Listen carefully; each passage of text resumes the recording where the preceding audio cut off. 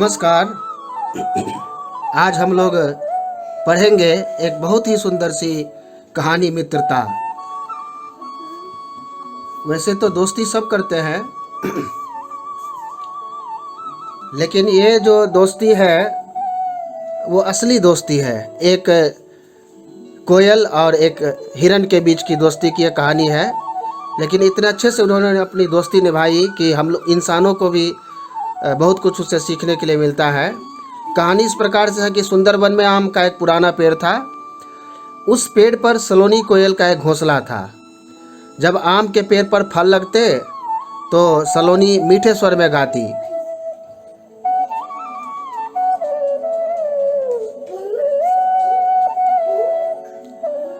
और सलोनी के गीत से दूर दूर से पक्षी खींचे चले आते थे और सभी पक्षियों के साथ सलोनी की बहुत मित्रता थी।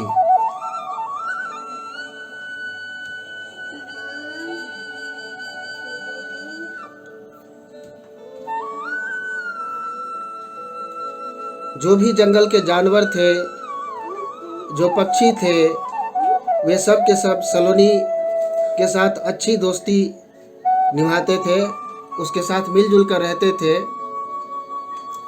और वहाँ जो एक आम का बड़ा सा पेड़ था, उसके पास जो हरी घास और झाड़ियाँ थी, वहाँ एक हिरन घास चरने आता था जिसका नाम हीरक था। हीरक हिरन। तो सलोनी कोयल जो है उसे मीठे मीठे आम देती थी और हीरक हिरन को अपने पीठ पर बिठाकर सुंदर वन में चारों ओर घुमाने का काम करता था। लेकिन एक बूढ़ी लोमड़ी भी वहाँ आती थी और वह बूढ़ी लोमड़ी बहुत लालची थी। वह चाहती थी कि हीरक हिरन का मांस मुझे किसी तरह से खाने के लिए मिल जाए। हीरक हिरन को जब पहली बार उसने देखा, उसी दिन उसके मुंह में पानी आ गया था। लेकिन सलोनी कोयल बहुत ही समझदार थी और वो समझ गई कि दाल में ज़रूर कुछ काला है, कुछ गड़बड़ होने वाला है। और तुरंत उसने हीरक को कहा कि ये लोमड़ी मुझे कुछ ठीक नहीं लग रही है, तुम थोड़ा सा संभल के रहा करो। हीरक भी बहुत संभल के रहता था, सतर्क रहा करता था कि कहीं ये लोमड़ी मेरे साथ कुछ खराब ना करे।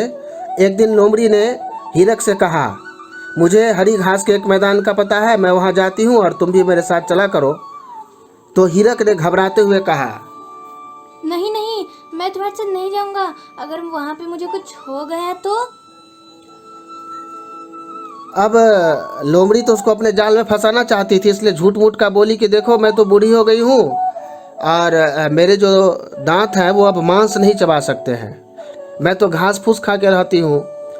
और इस तरह से उसने हीरक को समझाने की कोशिश की और धीरे धीरे हीरक हिरन को लोमड़ी के बात पर विश्वास हो गया और वह लोमड़ी के साथ हरी घास के मैदान तक जाने लगा। वहाँ जाता था और खूब मज़े से घास खाता था। सलोनी ने हीरक और लोमड़ी की मित्रता देखी तो वो समझ गई कि हीरक के बुरे दिन आने वाले हैं। सलोनी ने हीरक को बहुत समझाया। हीरक की समझ में सलोनी की एक बात भी नहीं आ रही थी। एक दिन सुंदरवन में शिकारी आए और जाल बिछाकर पशुओं को पकड़ना शुरू किया। शिकारियों ने मैदान में जाल बिछा के रखा था और लोमड़ी ने उन्हें जाल बिछाते देख लिया था। अब लोमड़ी सोचने लगी कि यदि हीरक इसमें फंस गया तो उसका मांस खाने के लिए मिल जाएगा और मैं जो इतने दिन से प्लान बना रही हूँ, योजना बना रही हूँ, वो सफल हो जाएगी। तो लोमड़ी आम के पेड़ के पास गई और बहला फुसला करके हीरक को वहाँ ले आई जहाँ जाल बिछा हुआ था। और वही हुआ जिसका डर था। वहाँ जाते ही हीरक जाल में फंस गया। परंतु उसे लोमड़ी की मित्रता पर पूरा भरोसा था। उसने लोमड़ी से कहा,